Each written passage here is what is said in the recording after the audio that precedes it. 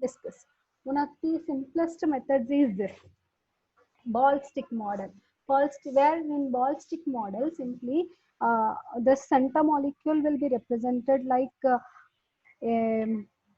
carbon atom, and this can be any other group. If I consider this as a methane contains 4 hydrogen atoms with a proper bond angle, and the three-dimensional structure can be represented like a ball and stick model. I'll just try to show you ball stick model how it will be, and you can look at the structure. So this the center one is a carbon atom, and I have one hydrogen over there, and another hydrogen here, and another hydrogen here. So you have a ball and stick model like this, and this can represent the ball stick model, in which this way also you can represent, but it makes complex for a larger molecules. It's not so easy to represent with a ball stick model, but this is the simplest method by which you can represent the molecules in three-dimensional structures.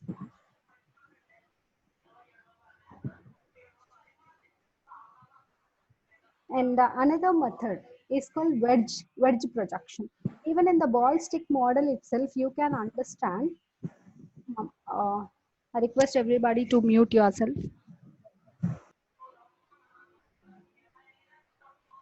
Okay. So even in the ball stick model, you could understand one simple thing, that this is above the plane and these three are in different angles. So look at the structure even. This is what the representation. Hence, all the three hydrogens are in a this structure, and where the center of the hydrogen is like this. So if you can look at the molecule from one end, for suppose if the observer is above, if the observer is looking at the molecule from the above, these three will be in this will be towards the observer, and this will be away from the observer. These two are right side and left side, so that will be simply represented in a molecule in a simple way like this. Look at this one. If the observer is looking from this side, or else you can consider from this side, if the observer is looking at from this end, this will be towards his right side, and this will be in left side, and this will be towards him, this will be away from him. So this represents the wedge. Wedge means this is a thick wedge and this is a dashed wedge. Dashed wedge represents the out of the plane. Well, I'm looking at the molecule like this, and the molecule has a bonding away from me. This is a plane, and away from the plane I have a bonding, and that will be represented with a dashed wedge. And this thick wedge is towards me. If a molecule is penetrating towards me, like projecting towards me, such type of functional group, such type of atom will be represented with a thick wedge. And other two, which are right side and left side to the molecule, when I am observing at the molecule like this, then they can be simply, you can observe this. I have a bonding. I'm looking at this structure like this. For suppose this is my structure, and then I have an atom here. This is towards me, so this should be represented with a thick wedge, and this is towards you, so this should be with a dashed wedge. And these are the two bonds which are right side and left side to me, so that can be represented with a symbol, with a simple bond like this. This is a wedge projection. Uh, Another projection is there, which is called Newman projection. Newman projection is generally used to represent or to study the conformational isomers generally.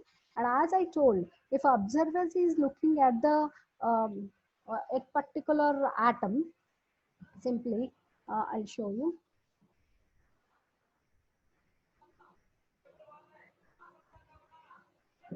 If I have carbon atoms like this, if two carbon, let me consider each carbon atom has again three bonds. Generally, you should understand that every carbon atom will have 4 bonds. If then bonding will be like this. Okay. If a person is looking at the molecule like this, means this is these are two carbon atoms. Is it visible? This is one carbon atom and this is second carbon atom. In the same way, this carbon atom also has three bondings here. And then I'm looking at the structure like this. So if I'm looking at the bond in this way, simply what I can observe, what I can look at this is this front carbon is visible to me clearly, and back carbon is just represented with a large circle like this. There's a front carbon and this is a back carbon. So two carbon atoms will be represented like how these two are represented, how these two are appearing to me. This three, if you can observe the bonding, these bonds are in the form of a Y shape. However I rotate, the bonding is like that. However I may rotate the molecule, whether it is towards the clockwise or anti-clockwise, the bonding will remain same, but the orientation with respect to this carbon atom will be varies, because the conformational isomers where I'm going to rotate only one of the carbon atoms, keeping the other carbon atom constant. So this when I rotate only this carbon atom, the angle between these substituents will remain same, but the arrangement with this and the other bond on the other carbon atom will be different. That we'll discuss later. But just Neumann projection means how I'm looking at the molecule. That we represent with the front carbon atom and the back carbon atom. And each carbon atom has three bonds. So this three bonds are, I just took the example of ethane here. So the first carbon atom, the front carbon atom has three hydrogens, and the back carbon atom also has the three hydrogens. The orientation may be different. We'll see with the example of butane later. And another simple technique what we use is Fischer projection. And this Fischer projection was introduced in 1891 by Fischer, and they represented, like if I suppose this is my structure where the observer is looking at the molecule from this end, and this is towards him, this is away from him, these two are the right side and left side molecules, then they can be represented in a vertical or horizontal lines. And how it can be represented? Simply I'm looking at the structure, for suppose I'm looking at the structure like this, for suppose this is towards you and one molecule is towards me, and this is right side and this is left side. So I'm looking at the compound like this. So if I'm looking at the compound like this should be right side. In a vertical, in a horizontal plane, this should be right side and this should be left side, and this should be on the vertical plane and above, and this should be below. Which is away from me should be below, which is towards me should be above. But in this concept, we should consider one thing, that least priority group should be on the vertical plane, that too below. That has to be considered. Some rules and regulations are there for Fischer projection that we'll see.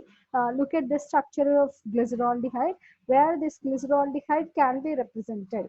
If the structure, if you can look at, the observer is looking at from this end.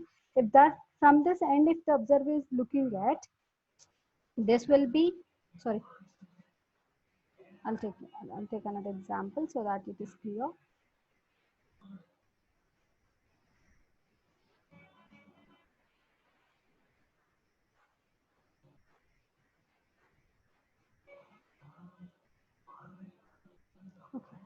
Sorry, ma. So here if the observer is looking at from this end, this hydrogen which is of least priority can be of towards our left side, and this can be of our right side, and these two will be above and below.